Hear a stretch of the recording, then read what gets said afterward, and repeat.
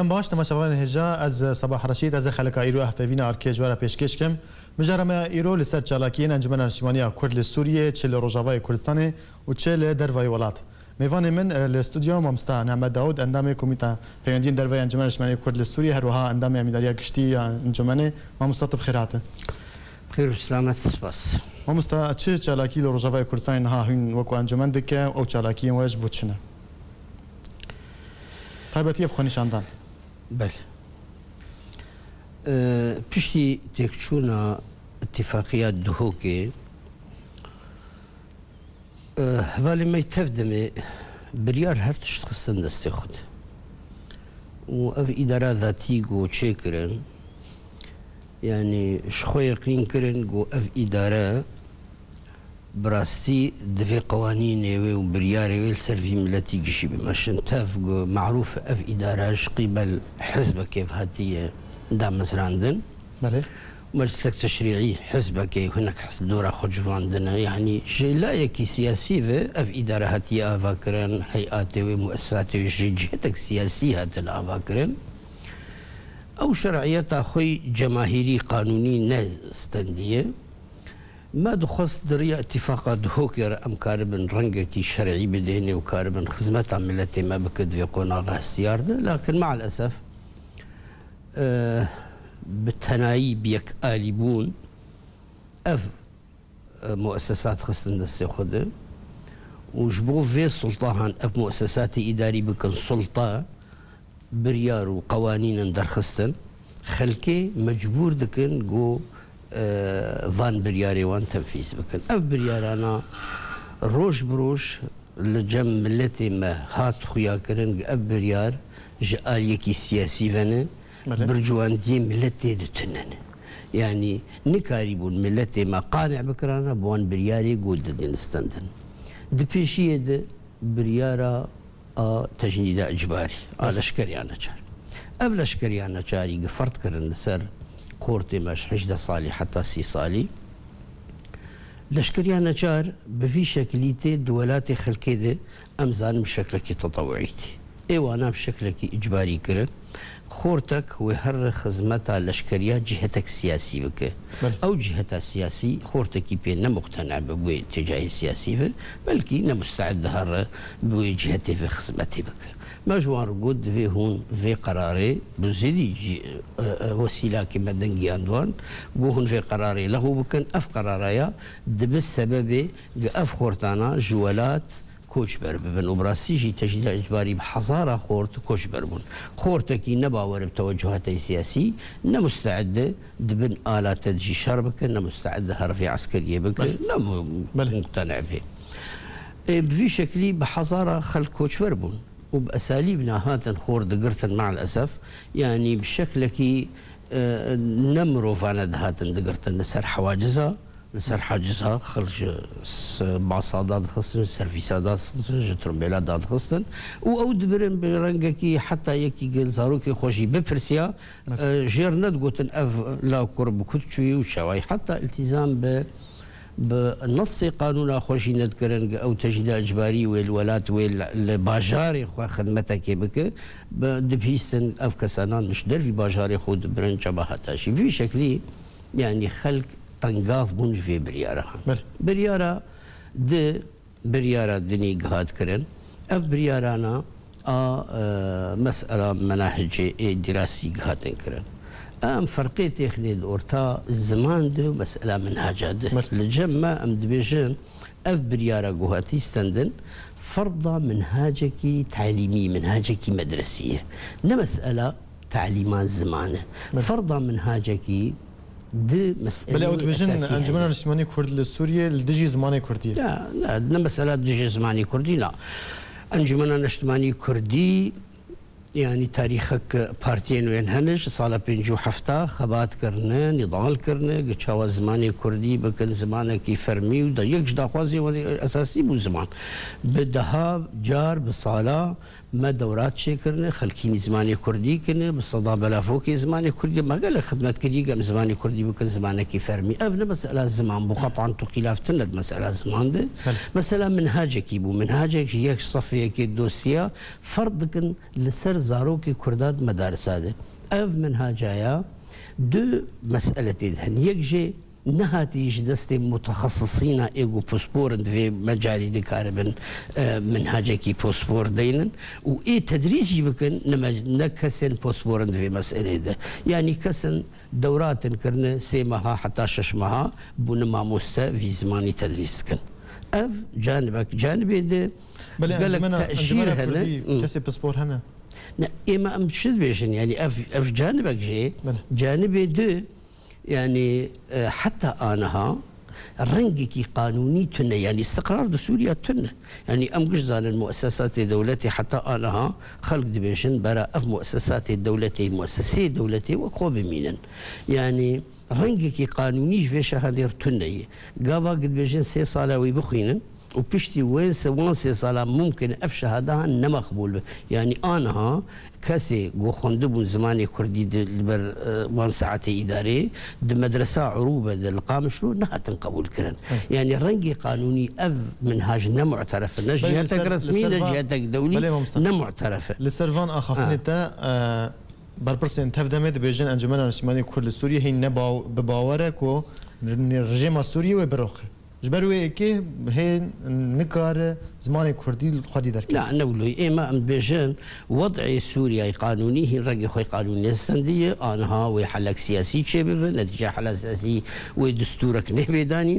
دستورا هذا هف مثلا نقشوا الديار ببن برا رنجي خوي دستوري رنجي خوي قانوني بستينه تعليم الزمان تشتكي فرضا منهاجك تشتكي دن أف منهاج نابوسبورة مؤدلجة رنجي قانوني جرتنا خلق دترسن لسر مصيري زاروك إخوة ملت دترسن بحضارة حتى أنها زاروك دوام نكرن المدرسة ده بسبب خلقي المصيري زاروك إخوة دترسن دفكرن أوجي كوتشبر ببن جو مصيري زاروك بلي مصطفى خوني شانداني كو خوين وكو أنجمان دكا قالوا شارع سري يجبو فيك يعني أف مظاهرات جئيرو اعتصامات البشر كردي تشيد بن نتنجبو منهاج براسي يعني منهاج أو بو سبب يكم بو سبب يكم خلق إيدي نما كارن تحمل بكن بدها كرياري ولوهنا أفي إدارها نكاري بخو إثبات بك كارب خدمتها خلقي بك بالعكس قالك قالوا زي جوان راني الميداني خلق جوان كرياري وان عاجز بونه جقرتنا خورتا جقرتنا نشطاء جقد ذكرنا حراك جماهيري ونشاطا خورتا خلق جفان كريارك قشي عاجز بوني يعني أنا تفدم وملت كتي وجه هفدت شكي طبيعي وانجمنا نشتماني كردي كلا كملتي خبسة كلا دفي مسألة ده يعني دعواك هي اعتصامات مظاهرات ضد فان كريارة بشكلك سلمي بشكلك حضاري رفض ملت جوان كريارة بدن جشاندان إما ما ده جاري جوان بزيدي وسيلاكي قود دف جوان كريارة بردن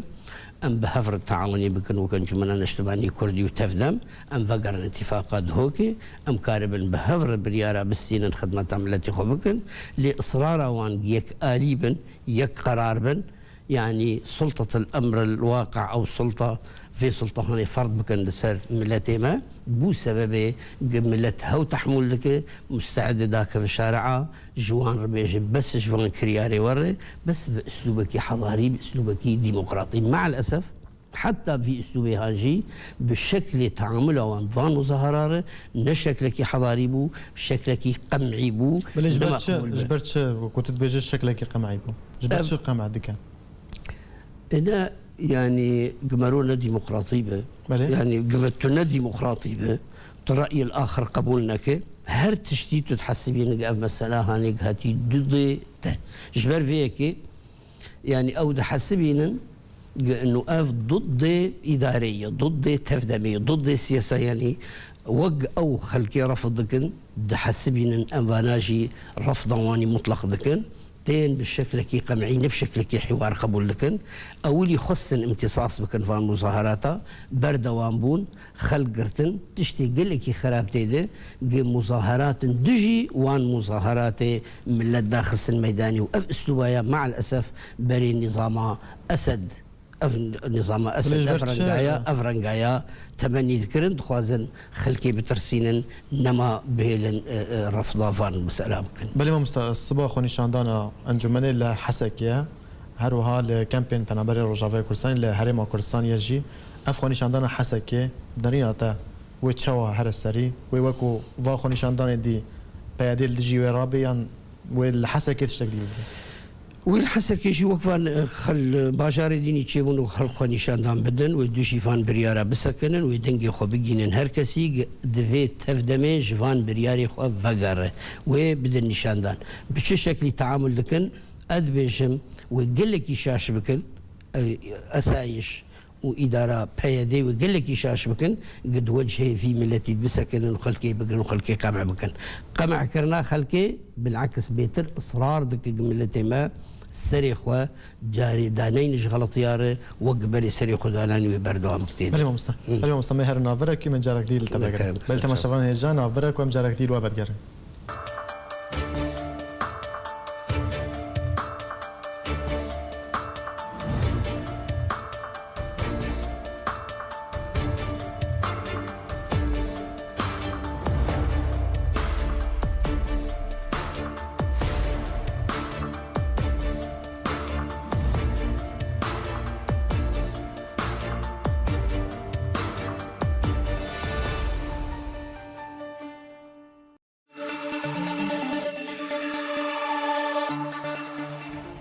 بله تماشاوان هجام جارك ديل ميوان خواه ما مستان احمد داود اندام امیداری اگشتی انجمن اجتماعی کرد سوریه هر وها اندام کمیته پیوندین در وای انجمن ما مستاجرك ديت بخير هاته ما بحثا چالاكين انجمن لروجافای کردستان یان کردستان سوریه مکر لدرواجی وکو انجمن هن خانشاندان رادبه وکو چوال کمپین پرامبرین روجافای کردستان کلو سود جوان خانشاندان جدروا چیه لدروا دبن گوش درفت به ملت می آن پلابر بویه به هزار ایرو لکردستان دشین دکمپانه اوجی به درد و کلو برین ملت مد بشداره یعنی زاروکی وانی گول ایرو کمپ کردستانی دانه زاروکی وان لکردستان سوریه جهنه اوجی جزء كن جوي ملتي دو هفدو تمام دكن تشتكي طبيعيه قو ملتي ملفيدك وتعاطفي بك ملتي قيد هندر ويدنجي خو بيجين هركسي وقتشاو او انا رفض كن فان بريارا او يجي رفض بكن ويفتش بردوام حتى قو تفدمي جوان بريارا فقر وشركات يكي قبول بك بانجمن الاجتماعي كردير كاربن بهفر وقو اتفاقات هوكي شيبويه انا ضروري في مرحلة هاني بأنجمن الاجتماعي رتيك في حوارك وكارب بهافر في قناة غيدة أموري خب بنسري بلي أنجمن آمادة بتردمير أرونا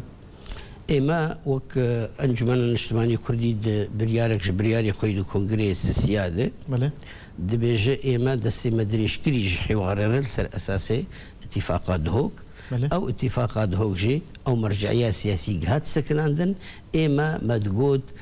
مناخك لازمش حوار أو مناخيا دبي تبدأ بجوان كرياري خوشوان برياري خو فقر حتى كاربن أم بهفر حوارك جدي بكن ما دام تبدأ مستمر دفان كرياري خو دفان برياري خوي دجي برجون دي ملت أم جيد بيجن أف دفندري في مناخيده يعني حوارك دبين حوارك عقيم حتى كارب في حوار جديد برد جوان كريارا بردن وهافالتيك وبراتيك حقيقي قبول بل ما مستحيل وكو شاندك كوميتا بيوندين درفا انجمن اجتماعي كرد سوريا انشوبون تركيا بچند قنصلخانه ولاتين اوروبا را بجمق روسيا جناف دابو هن بكيرا رونشتن واتش جنگا شكل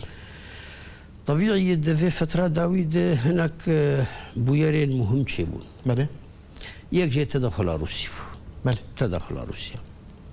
تدخل روسيا قالك اوراق تفلي فكر بو سبب امريكي جي هناك بريار النحب السيل الدعمة معارضي بكن وشكن مشكا بدن معارضي بله لفيدك يجي تدبين انا لباريس يجي دو قالك تقين شيبون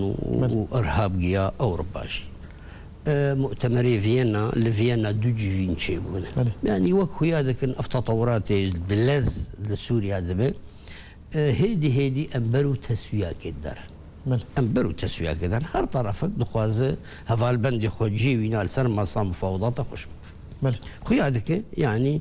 إرادك دولي تشيبوي قناعتك دولي تشيبوي قيدي سوريا بو خطرك لسر أمن وسلامتها جهاني تفده ضروري جارة سريك مسألة سياسية وكيل تركي ديت إما أم جفي منطلقي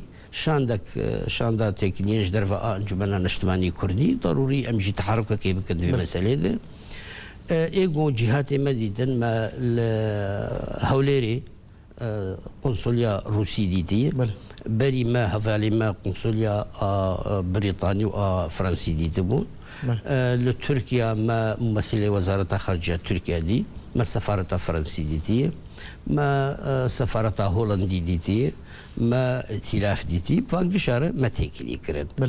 تيكلي هو بائتلاف مش ائتلاف دس يمكن لسرت شبو واتش تيكلي بواركر وتش انجامي ويهبون إما دب سلام و ائتلاف ده ائتلاف بري أم بشكل شيء ائتلافي بري فترة يجي ما تكلي القلوانا كرن هناك مسائل ما تأكيد لسر هنا أو كغطا موقع دنا في موانا ده أم دخازن أو كغطايا جيب بيك وثائق ائتلافي بل هين جيب جينبويا هين بجيب جينبوي بس أنا يعني هيدي تستفيد به وأم كاربا يعني ائتلاف نيك رنجي بالشغل انجمنا نجتماني كردي تندرويد تشالاك يعني مسألة ما موك ام بشك جي ائتلافي ما بفر مناقشة كلي انجرينج تيكليه متقرفان سفارات ابون او بيتر لا هنشون و شان و وزارة الدرفية التركي جواديت ويهف ديت نيدا وكيديت واتش بحثات شكر تركيا جبشي اشتر بيجم اروسي بدي لفيدا اروسي يعني اما دفان ديت لاقشي دسي محوري معهم يجي ام وك انجمنا نجتماني كرد ام بتأييد كن جارة سريك سياسي لندري سوريا بيكرن باشاروجا سوريا ويبشرنجي بأمليد دارن بودفيل دولتك برلماني بتعددي بفدرالي به ما في كردي تدبي جار سركرن اساسيا ام دخوازن دفان حوارات دفان مفاوضات تشيبن اگر قش دبيجن سوريا دولتك ديمقراطي وتعددي به همو مكونات همو بيكاتي سوريا دفي بشداري فان حوارات ببن ام دخوازن اف بكاتي سوريا بنافي خبش دار ببن يعني ند بنافكي فضفاض بنافكي فرهبه ام قش سوريين راست بس ام كرد هنا مسيحي هنا علوي هنا درزي هنا بمكونات خو بنافي مكونات خو حزر ام دخوازن ام كرد دفان حوارات هذا وك كرد اللي حزر بهم هي دخوازن شاندايك بنافي كرد اللي حزر بهم بشكل عام يعني جهمو السفارات ما أوديتنا أفهر سيخال سركبون مبمارد نشاندان بالنسبة روس تجارة يعني تدير روس باعتبار موقفها كوي جداها يبدأ بالنسبة للعادة روس تشتي متميز للجموان أيوان تأكيد كرن أنه أم هاتن سوريا جبو برجوان ديخوا نجبو حماية بشار الأسد رأي وان بو دوا قوتن إما بدا تاريخ روسيا دا جاء قيصري دا السوفيتيف أنها أم لقال حقي ملتي كردن تشتي متميزي بترتيب أنه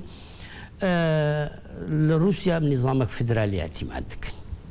روسيا نظامك فدرالي اعتماد كان امشي وقت نجمنا نجتماني كرد متقاصد مستقبل سوريا وقت دولتك فدرال تقول اف رنجي فدراليتي وقول ولاتي ما معتمده اف نظام تشتكي باشش دولتين برنتورة وقت سوريا يعني بوي شكلي ددان طبعا أفمس طلبات الدنيا قام دخوازن وكرد بشدار قوتن أمي نقل بكلش حكومة أمر وأمي في نارينا وجي دعم بكن وأم كيف خشبون بدانو استندنا بأنجمنا نجتمعي بلي أنجمان هند بينن روسيا آلي غير الرجيم السوري والرجيم السوري جي بشجيريا بيادي ديكا لسرفي كي واتشج روسيا يعني ما قلت بالنسبة هفالي ما بيادي ما قلتنا أو قوتا وحيدة ومثل ملتي كرد نعم نولد بينن أم زانن بشكل قوتا كواني عسكري هي بقاسي ويجي كريار وانهن أو كريارانا دبن سبب جدابونا شارع كردي وإقصاء كسك شخوا قبول بيتر قبول ناكن حتى دواري عسكري دي إيما قوتك ما يبشمرقة هي أو قوتهان إيرو بشدار دي الشر دي داعش دي هبوناوي لكردستان سوريا وآلي كارب دي الشر ضد إرهابي دي أو دبن سبب قناهلن أف بشمرقانا بشدار ببن وتشتكي شاش وجواتي خصن هوجي أفي هون تيكليو وان رهانه هون فان مخاطرة جوار بيشن دفي الري بدن بيشمرقا آلي كاربن بهافره يعني أف آرائي من قلت الأمير حكومة آخر مناقشة بكن ما خصت زيارتك بوزارة خارجية وان جيبينن أفطلبات أنا بالنسبة تركيا وخصت كوين وكو أنجمان روسيا بلي أنه لقائك بوزارة خارجية أو لقاء جوتشير أو فان مسألة بوزارة مستواك بالانتر مناقشة بكونوا ببين بلي ما مستا شونا تركيا هذيتنا وeb وزارة الدرفية تركيا أو تركيا تركيا ما ممثلك وزارة خارجية تركي ديت ما تأكيد كرج ممثلة وزارة خارجية تركيا نفسها فان نارين خويك ما قلت زيدي فينا ما جوار قوت إما جار السرية قضية كردي لسوريا نا دجي يعني هون نحس بينا نقول جار السرية قضية كردي لسوريا دجي تركيا أم هي في ذيك نقول تركيا وقت دولتك جيران حدودك ويدو دريش مرهية برجي وين دي ويناوي بسوريا باشا روجر هب وهريما كردستان حصرا وبرجو دي ويهبن وقو إيرو برجو دي ويجاوا بكردستان عراقي وتيكل دار ومسائل اقتصادية وشركات هذا مستقبل وجي ود سوريا باشا روجر هب جار السرية قضية كردي لسوريا هون دوجه ويد أم هي دكن هون نسكنن أو أنقول إما أم كردات بينن وقت براي خو أم دج ناسكنن وشو هون كل هون سوري وشو بيكاتي سوريا ده هون مستقبل لهف دكن سرچرنگي أمي دج ناسكنن جي غيري وما بوار مناقشة كر أفخل كيماي قول سر سينوري وانتين كشتنتين إنهالا كرنتين ليخصن أفكسي قول سينور تجاوز دكن مجبوري وخلقوان دكرن وان دكوشن ما جوار قوت أف تشتكي ضد حقوق الإنسان أف تشتكي كريار خرابا أم هي دكن هون فانكارا بسكنين على الأقل هناك معبر جوان خلكير تخصيص بكن أفيقو مجبورا هرنو بين جنا خشار يعني هناك تسهيلات بدن ريا مواد غاسيفة كن يعني هون كاربن تسهيل بكن شونو هاتين دريا حدود خور ما أفدعو جي لو أنكر ما قود جي إما أموك أنجمانا نشتماني كرد سوريا أم دبينن جو جارة سريك سياسي سلميش قضية كردي تركيا بيديتن وام دعما و حلا سياسي وسلمي دكن ام هيفي دكن حكومة انا وتشكيل بب جديل سر قضية كردي بسكن وحلاك سياسي جر بلي ما مستعد شالاكين وكو انجمن انكو وكو كوميتا بيوندين درفي انجمن ين بي وتشبن إما أنا يعني أنا بشتي مؤتمري فينا يعني أنا جدي كاردبه جو شارع سريك سياسي جاسم سوري البيديت ماله وبرنامج هاتي دانين سري صالي على أساس دست بيكوك توافقك دولي شيبوية سري صالي ودست بيك دست ب سكن عندنا شر لسوريا دست بيك مفاوضات سياسية ناف معارضة ونظام دشيب وتشتيق اليكار بفي مسألة روي ببه جهة أنجمني والكودري بأف أم دخوازن دفي مسألة ده إما أم دبيجن د كرد وك مكوني كردي أم دخوازن اللي حاضر بن شالاكي ما يد فترة بيده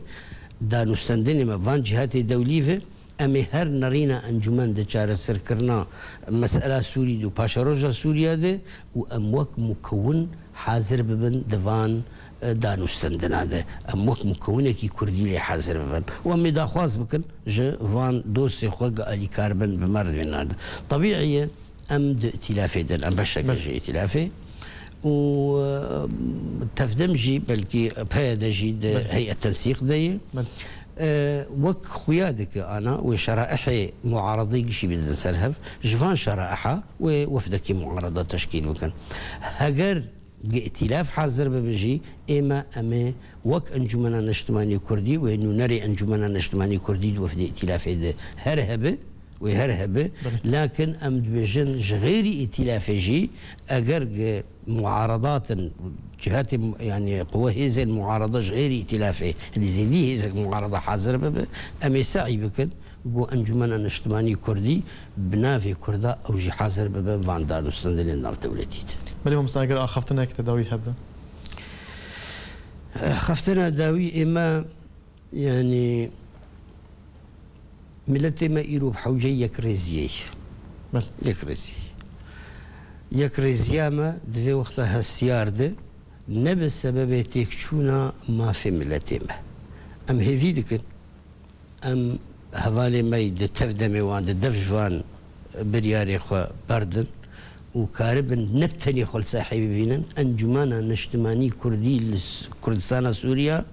هيزك خودي جماوري خودي تاريخك